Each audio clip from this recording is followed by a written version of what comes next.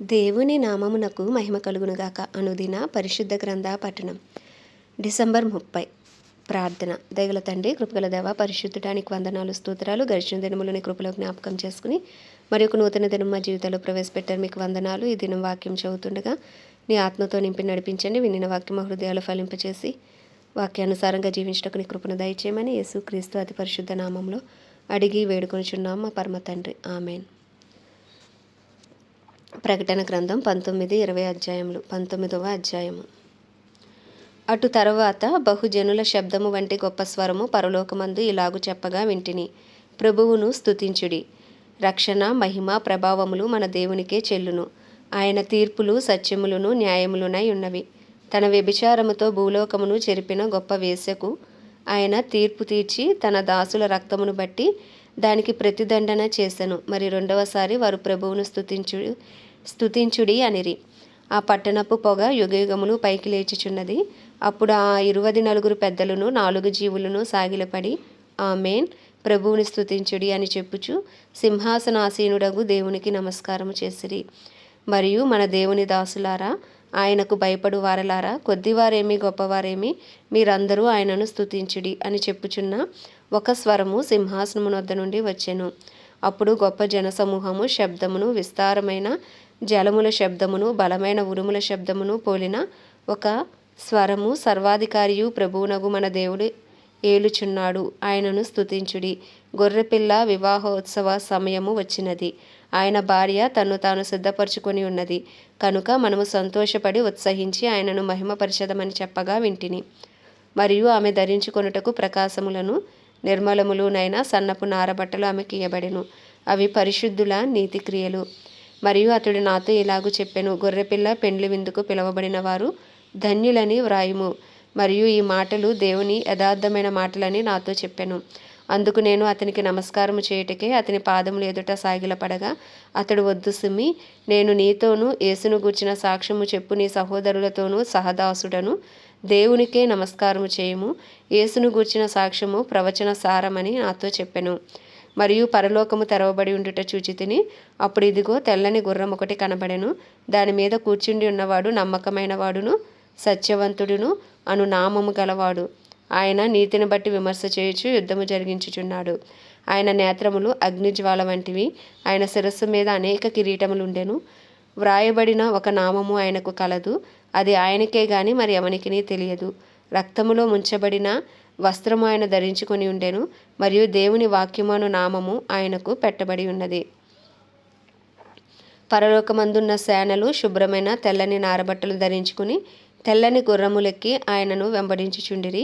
జనములను కొట్టుటకే ఆయన నోట నుండి వాడిగల ఖడ్గము బయలు వెడలుచున్నది. ఆయన ఇనుపదండముతో వారిని ఏలును. ఆయనే సర్వాధికారియగు దేవుని తీక్షణమైన ఉగ్రత అను మద్యపు తొట్టి త్రొక్కును. రాజులకు రాజును ప్రభువులకు ప్రభువును అను నామము ఆయన వస్త్రము మీదను తొడ మీదను వ్రాయబడి ఉన్నది. మరియు ఒక దూత సూర్యబింబములో నిలిచియుండుట చూచితిని.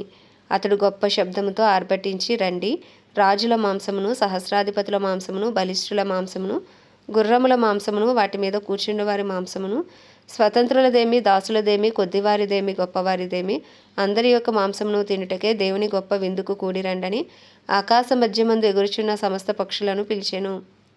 మరియు ఆ గుర్రము మీద కూర్చున్న వానితోనూ ఆయన సేనతోనూ యుద్ధము చేయుటకి ఆ క్రూర మృగమును భూరాజులను వారి సేనలను కూడియుండగా చూచితిని. అప్పుడు ఆ మృగమును దాని ఎదుట సూచక్రియలు చేసి దాని ముద్రను వేయించుకునిన వారిని, ఆ మృగపు ప్రతిమకు నమస్కరించిన వారిని మోసపరిచిన ఆ అబద్ధ ప్రవక్తయు పట్టబడి వారిద్దరూ గంధకముతో మండు అగ్నిగుండములో ప్రాణముతోనే వేయబడిరి. కడమవారు గుర్రము మీద కూర్చున్న వాని నోట నుండి వచ్చిన ఖడ్గము చేత వధింపబడిరి. వారి మాంసమును పక్షులనియు కడుపారా తినెను.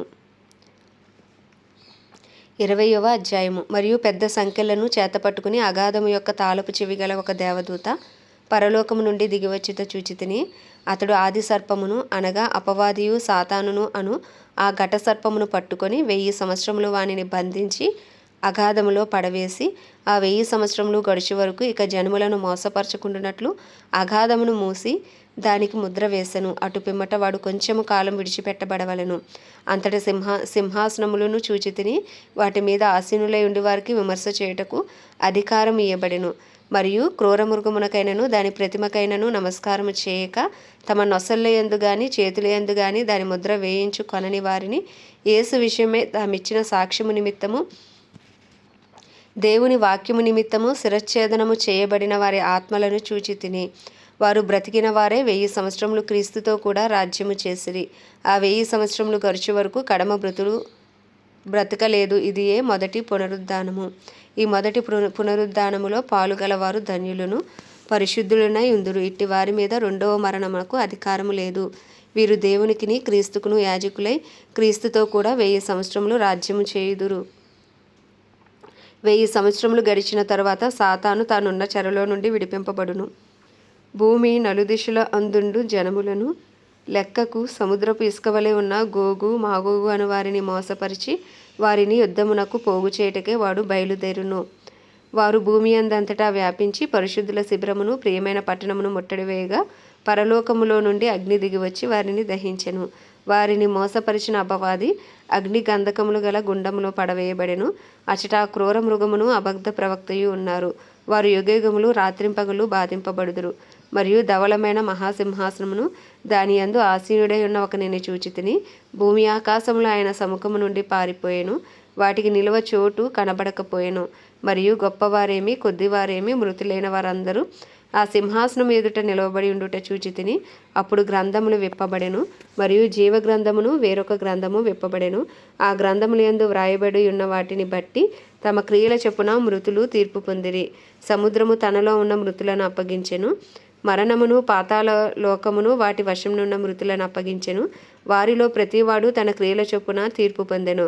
మరణమును మృతుల లోకమును అగ్నిగుండంలో పడవేయబడెను. ఈ అగ్నిగుండము రెండవ మరణము. ఎవని పేరైనను జీవగ్రంథమందు వ్రాయబడినట్టు కనబడని ఎడల వాడు అగ్నిగుండంలో పడవేయబడెను.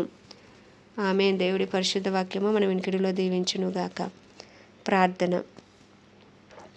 దయగల తండ్రి, కృపగల దేవ, పరిశుద్ధుడానికి వందనాలు, స్తోత్రాలు. జీవాధిపతి, న్యాయాధిపతి, మృత్యుంజయుడ, మహాగణుడ, మహిమా ఘనతకు అర్హుడవు, యోగ్యుడవు, పూజ్యుడవు, కృపను చూపుటకు ఐశ్వర్యవంతుడవు, కృపా సత్య సంపూర్ణుడవు, నీకు వందనాలు, స్తోత్రాలు, స్తుతులు చెల్లించుకుంటున్నాం ప్రభా.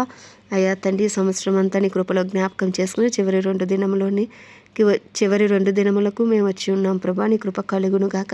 ఈ సంవత్సరం అంతా మీరు చేసిన ప్రతి మేలును బట్టి, ఉపకారమును బట్టి, మీరు ఇచ్చిన క్షేమ స్థితిని బట్టి, మీరు ఇచ్చిన కాపుదలను బట్టి నీకు వందనాలు, స్తోత్రాలు, స్తుతులు చెల్లించుకుంటున్నాం. మా అపరాధములు, మా పాపములు, మా దోషములు, మా అతిక్రమములు నీ సన్నిధిలో ఒప్పుకొని చుండగా నీ పరిశుద్ధ రక్తంతో మమ్మల్ని కడిగి పవిత్రపరిచి పరిశుద్ధపరిచి అయా నీ సన్నిధి కాంతిని మా మీద ప్రకాశింపచేయమని, నిందారహితులుగా నీతిమంతులుగా మమ్మల్ని తీర్చమని వేడుకుంటున్నాం. మా కుటుంబస్తుల పాపములు సైతం దయతో క్షమించండి. మా ఇరుగు పొరుగు, మా బంధువులు, మా స్నేహితులు అందరినీ మీరు జ్ఞాపకం చేసుకోండి ప్రభా. అందరికీ గొప్ప రక్షణ దయచేయండి.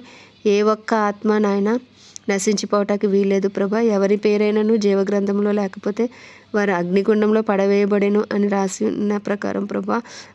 అయ్యా తండ్రి, ఎవరి పేర్లు అయితే జీవగ్రంథంలో ఇంకను అయ్యా ఎక్కలేదో వారందరినీ మీరు జ్ఞాపకం చేసుకోండి. వారందరినీ దర్శించండి, రక్షించండి, అగ్నిగుండం నుండి తప్పించమని ప్రార్థిస్తున్నాను ప్రభా. అయ్యా తండ్రి, అలాగే దైవజనులు అందరి కొరకు ప్రార్థిస్తున్నాం. ధైర్యంతో వాక్యంలో బోధించే అనుకూల సమయంలో వారికి అనుగ్రహించండి. వారిని, వారి కుటుంబాలను నీ రక్త ప్రోక్షణ కింద ఉంచి వారి అవసరతలన్నీ నీ మహిమేశ్వరంలో తీర్చండి. క్రైస్తవులందరినీ మీరు జ్ఞాపకం చేసుకోండి. డినామినేషన్స్ భేదములు తొలగించండి. అందరికీ పరిశుద్ధాత్మను మీరు దయచేయమని, పరిశుద్ధాత్మతో నింపబడిన వారే నీ చిత్తము నెరవేర్చు వారిగా క్రైస్తవులందరినీ రూపాంతరపరచమని ప్రార్థిస్తున్నాం. ప్రపంచ దేశములన్నిటి కొరకు, వాటిని పరిపాలిస్తున్న రాజులు, వారి కింద పనిచేస్తున్న అధికారుల కొరకు ప్రార్థిస్తున్నాం. నీతి న్యాయంతో పరిపాలించడానికి కావాల్సిన బుద్ధి, జ్ఞాన, వివేకములను అనుగ్రహించమని వేడుకొంచున్నాం. ఇజ్రాయెల్ దేశాన్ని జ్ఞాపకం చేసుకుని ఇజ్రాయెల్ సరిహద్దులో సమాధానం ఉంచి ఇజ్రాయెల్ ప్రజలకు క్షేమము దయచేయమని, ఇజ్రాయెల్ ప్రజలకు గొప్ప రక్షణ దయచేయమని వేడుకొంచున్నాం. అలాగే మా భారతదేశం కొరకు ప్రార్థిస్తున్నాం ప్రభా. 144 కోట్ల భారతదేశ ప్రజలను మీరు రక్షించండి. ఏ ఒక్క ఆత్మ నశించిపోకుండా నీ కృపను విస్తరింపచేయండి. మా దేశ ప్రధాని కానీ, ప్రెసిడెంట్, వైస్ ప్రెసిడెంట్లను, చీఫ్ మినిస్టర్స్, గవర్నర్స్, ఎమ్మెల్యేలు, ఎంపీలను, వారి కింద పనిచేస్తున్న అధికారులను మీ హస్తాలకు అప్పచెప్పుకుంటున్నాం. నీ చిత్తానుసారంగా వారిని నడిపించండి. వారిపై నీ రక్తాన్ని ప్రోక్షిస్తున్నాం అయా. నీ చిత్తానుసారమైన పరిపాలన వారి ద్వారా జరుగును గాక అయా. మతోన్మాదం నుండి మత ఛాందసవాదుల నుంచి దేశానికి విడుదల దయచేయండి. సౌలు పౌలుగా మార్చబడినట్లు వారికి మారు మనసు యేసు నామంలో కలుగును గాక అని ప్రార్థిస్తూ ఉదయకాలంలో మా దేశానికి శారీరకంగా, మానసికంగా, ఆధ్యాత్మికంగా, ఆర్థికంగా, సాంఘిక పరంగా, రాజకీయ పరంగా స్వస్థత దయచేయమని వేడుకుంటూ ఈ చిన్ని ప్రార్థన మనవి నీ పాద సన్నిధికి చేర్చుకోమని యేసుక్రీస్తు అతి పరిశుద్ధ నామంలో అడిగి వేడుకొనిచున్నాం మా పరమ తండ్రి. ఆమేన్. పరలోకమందున మా తండ్రి, నీ నామం పరిశుద్ధపరచబడును గాక. నీ రాజ్యము వచ్చును గాక. నీ చిత్తము పరలోకమునందు నెరవేర్చబడుచున్నట్లు భూమి అందును నెరవేర్చబడును గాక. మనుదిన ఆహారము నేడు మాకు దయచేయము. మహిళా అపరాధం చేసిన వారిని మేము క్షమించిన ప్రకారం అపరాధములు క్షమించుము. మమ్మల్ని శోధనలోకి తేక దుష్టుడి బారి నుండి తప్పించుము. ఎందుకంటే రాజ్యము, బలము, శక్తి, మహిమయు నీవే ఉన్నవి. ఆమేన్. ప్రభు యేసు రక్తమే జయం. ప్రభు యేసు వాక్యమే విజయం. ప్రభు యేసు నామంలో సంపూర్ణ విజయము కలుగును గాక. ఆమేన్. ఆమేన్. ఆమేన్.